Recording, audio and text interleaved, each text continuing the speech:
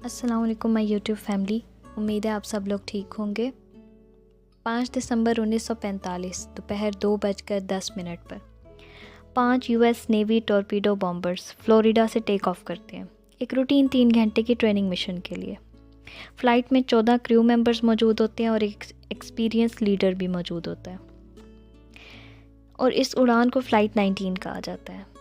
ये पांचों ईस्ट की डायरेक्शन में फ़्लाई करते हैं और सब कुछ नॉर्मल होता है, मौसम भी साफ़ होता है। लेकिन 2 घंटे के बाद इनके स्क्वाड्रन लीडर रिपोर्ट करते हैं कि कंपस में प्रॉब्लम आ गया है, वो फंक्शन नहीं कर रहा।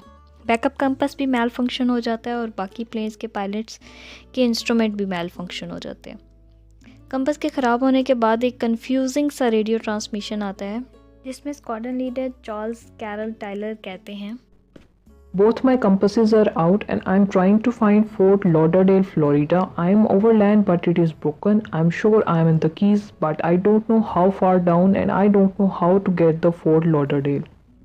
मौसम अब आहिस्ता आहिस्ता ख़राब होता जा रहा है और शाम के 4:56 पर टायलर को लगता है कि उनके बॉम्बर तैयारे गल्फ ऑफ मैक्सिको पर पहुंच गए हैं, इसलिए उन्हें ईस्ट की डायरेक्शन में जाना चाहिए फ्लोरिडा जाने के लिए, और वो सबको कमांड देते हैं कि ईस्ट की तरफ फ्लाई करें। लेकिन कुछ क्रू मेंबर्स को लगता है कि वो पहले से ही ईस्ट में है और उनको वेस्ट की तरफ जाना चाहिए।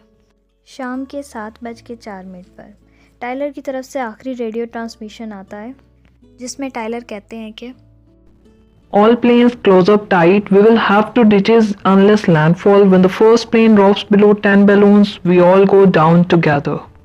और इसके बाद ये पांचों तैयारे हमेशा के लिए गायब हो जाते हैं। आज के दिन तक हम इन प्लेन्स के बारे में कुछ नहीं जानते, इनके साथ क्या हुआ या ये कहाँ पर है। इसके गायब होने के बाद एक search and rescue mariner aircraft take off करता है 13 लोगों के क्रू के साथ। इसका मिशन है फ़्लाइट 19 को ढूंढना और इसी तलाश में ये भी गायब हो जाता है। पहले फ़्लाइट 19 के 14 लोग गायब और अब मरीनर के 13 लोग गायब।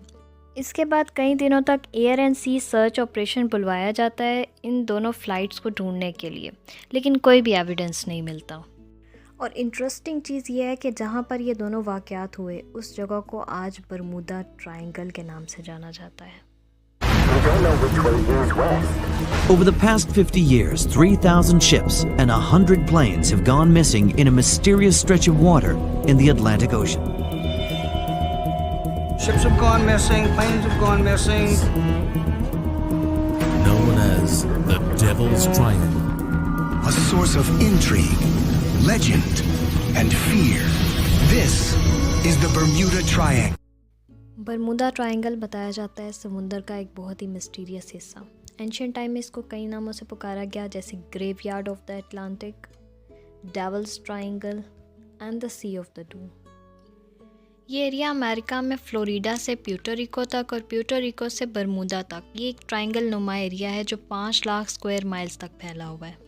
बरमूदा ट्रायंगल के किस्से 500 साल से भी ज़्यादा पुराने हैं। साल 1492 में कोलंबस जब दुनिया की खोज के लिए निकले थे तो उन्होंने रिपोर्ट किया था कि जब वो इस एरिया से गुजर रहे थे तो उनका कंपास काम करना बंद कर गया था, और एक रात जब उन्होंने अपने जहाज़ से आसमान के बाहर देखा तो उन्हें एक अजीब सी रोशनी दिखाई दी, एक आग का गोला, और वो आग का गोला आसमान से समुंदर की तरफ गिरता हुआ दिखाई दिया उन्हें। बरमूदा ट्रायंगल नाम पहली दफ़ा एक मैगज़ीन में यूज़ हुआ जिसका नाम आर्गोसी मैगज़ीन था, जिसे विंसेंट हेज़ गैदीज ने लिखा था, और ये पहली बार था जब बरमूदा ट्रायंगल का वर्ड यूज़ किया गया था। आर्टिकल में उन्होंने कई डिसअपेरेंस का जिक्र किया जो कि बरमूदा ट्रायंगल में हुई थी और उनको आपस में लिंक करने और समराइज़ करने की कोशिश की। इसमें किसी चीज़ की एक्सप्लेनेशन नहीं दी गई थी, लेकिन ये उस ज़माने की सबसे बड़ी मिस्ट्री बन चुका था। इस पर कई किताबें, कई गेम्स, कई गाने भी बनाए गए। एक और बहुत ख़तरनाक इंसिडेंट साल 1918 में हुआ यूएसएस साइक्लोप्स जहाज़ को लेके। ये उस वक्त का सबसे बड़ा और सबसे तेज़ जहाज़ था। ये ट्रूप्स और काफ़ी मटेरियल को ट्रांसपोर्ट करने के लिए इस्तेमाल किया जाता था। 306 लोग थे इस शिप में और बाल्टीमोर के मकाम से ये शिप 4 मार्च 1918 को रवाना हुआ। इसमें 11,000 टन मैंगनीज़ भी था। ये रास्ता तय करने में तकरीबन 9 दिन लगने थे और शिप की तरफ से फिर आखिरी मैसेज यही था कि वेदर फेयर ऑल वेल, और फिर इसके बाद इस शिप का कोई अता पता नहीं। यूएस नेवी की इतनी बड़ी शिप ऐसे अचानक कैसे गायब हो सकती है, इसने सबको हैरान करके रख दिया। और इससे भी ज़्यादा खौफनाक है एलन ऑस्टिन की कहानी। साल 1881 में एलन ऑस्टिन नामी जहाज़ लंदन से न्यूयॉर्क जा रहा था। रास्ते में एलन ऑस्टिन को एक अनजान जहाज़ नज़र आता है बरमूदा ट्रायंगल के एरिया के पास। बाहर से ये शिप नॉर्मल था, लेकिन इसमें कोई इंसान नहीं था। एलन ऑस्टिन का कैप्टन सोचता है कि ज़रा इस जहाज़ में जाकर देखे तो सही क्या है।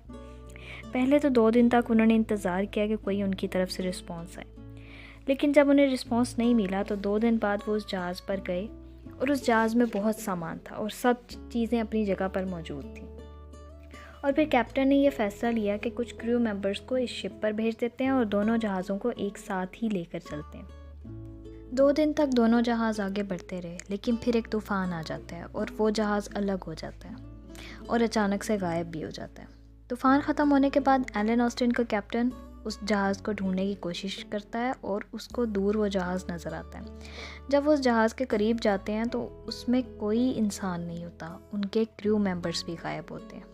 कहा जाता है कि कैप्टन ने दोबारा इस अनजान जहाज़ को अपने साथ लेके जाने की कोशिश की, कुछ क्रू मेंबर्स को फिर भेजा उस पर और फिर से वही सब हुआ।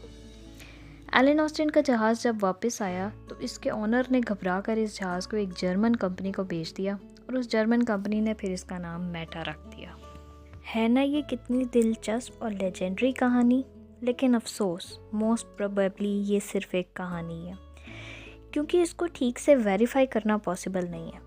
बरमूदा ट्रायंगल के इंसिडेंट के पीछे क्या रीज़न है, इसके लिए बहुत सी वियर्ड थ्योरीज भी पेश की गई, जिसमें कहा जाता है कि एलियंस ने आकर इन शिप्स और प्लेन्स को उड़ा लिया, या कुछ लोग कहते हैं कि समुंदर में सी मॉन्स्टर है जो इस सब को गायब कर देता है। ये थ्योरीज बहुत ही अजीब हैं, लेकिन हम कुछ साइंटिफिक थ्योरीज पर फोकस करते हैं और लॉजिकली देखते हैं इन सब को।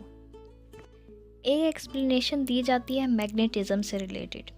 असल में बात यह है कि अर्थ का जो एक्चुअल नॉर्थ पोल है और जो मैग्नेटिक नॉर्थ पोल है, ये दोनों अलग अलग पॉइंट्स हैं।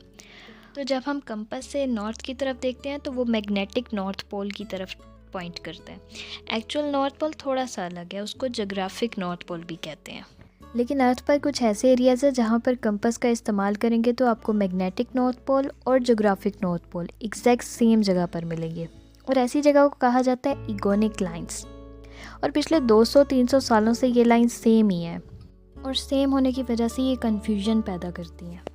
सेकेंडली, अगर हम बात करें बरमूदा ट्रायंगल के एरिया की, तो वो बहुत शैलो है कि बहुत लंबे एरिया में ये फैला हुआ है और समुंदर का ऐसा एरिया है जहाँ पर गहराई नहीं है। इसी वजह से कहा जाता है कि एंशिएंट टाइम पर जहाज़ यहाँ पर आकर अटक जाते थे, क्योंकि यहाँ पर हिडन शोर्स हैं और ऐसे पॉइंट्स हैं जहाँ पर मिट्टी थोड़ी ज़्यादा होती है तो बाहर से वो नज़र नहीं आते, लेकिन जब जहाज़ यहाँ से गुजरता है तो वो उसके अंदर अटक जाता है।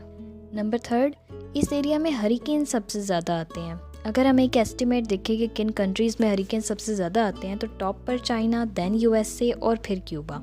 और यूएसए में सबसे ज़्यादा फ्लोरिडा के एरिया में हरिकेन्स आते हैं, और ये टोर्नेडो और वाटर स्पाउट्स बहुत ज़्यादा फ्रीक्वेंसी से आते हैं।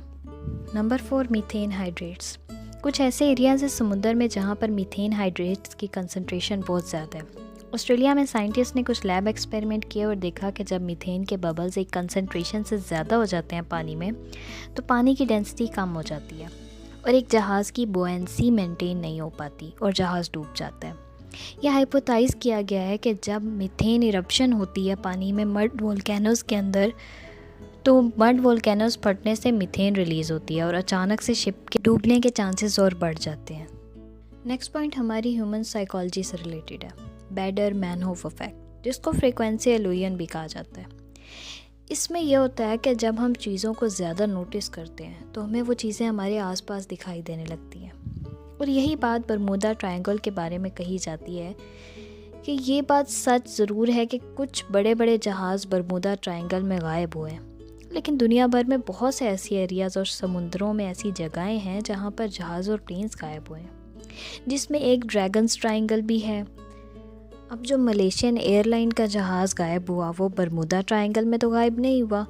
तो असल में बात यह है कि लोगों ने जब बरमूदा ट्रायंगल की मिस्ट्री के बारे में सुना तो सारे इंसिडेंट्स को उसी के साथ रिलेट करना शुरू कर दिया। जर्नलिस्ट लैरी कोच ने अपनी किताब लिखी the Bermuda triangle mystery solved, वो भी इससे सोल्यूशन पर आए। उन्होंने कहा कि स्टार्ट में ऐसे कई इंसिडेंट हुए थे जो एक्चुअल में हुए थे, लेकिन टाइम के साथ साथ स्टोरीज़ क्रिएट होने लगी और कुछ तो इतनी फेक थी कि उनकी कोई हकीकत नहीं थी। और एलन ऑस्टिन की कहानी भी कुछ ऐसी ही एक फेक कहानियों में से एक बताई जाती है। यूनाइटेड स्टेट्स कोस्ट गार्ड का तो ये तक कहना है कि वो रिकॉग्नाइज भी नहीं करते बरमूदा ट्रायंगल के एरिया को एज अ डेंजरस प्लेस। और वैसे जब 2013 में WWF ने लिस्ट बनाई world most dangerous water bodies की, तो उसमें बरमूदा ट्रायंगल का एरिया एग्जिस्ट भी नहीं करता। तो अब हम अगर कंक्लूजन पर आएँ तो ये 3 चीज़ें हमें बरमूदा ट्रायंगल की कंक्लूजन की तरफ लेकर जाती हैं। पहली बात तो ये कि बरमूदा ट्रायंगल का एरिया हैवीली ट्रैफिक्ड होता है due to planes and ships. Secondly, यहाँ पर हरिकेन्स बहुत ज़्यादा आते हैं। और थर्ड, यहाँ का वाटर बहुत शैलो है। तो इसी बात से हमें बरमूदा ट्रायंगल की मिस्ट्री को सॉल्व करने में आसानी होती है। तो सिंपली इन तमाम मिस्टीरियस डिसअपीयरेंसेस का बरमूदा ट्रायंगल से कोई लेना देना नहीं है। अब आप लोग ये सोच रहे होंगे कि क्रिस्टोफर कोलंबस ने जो आग का गोला आसमान से समुद्र की तरफ गिरता हुआ देखा था, तो वो क्या था? तो सिंपली उसका साइंटिफिक आंसर ये है कि वो एक मीटियोर था। उम्मीद करती हूँ आपको वीडियो इन्फॉर्मेटिव लगा होगा। So do like, comment, share. अल्लाह हाफिज़।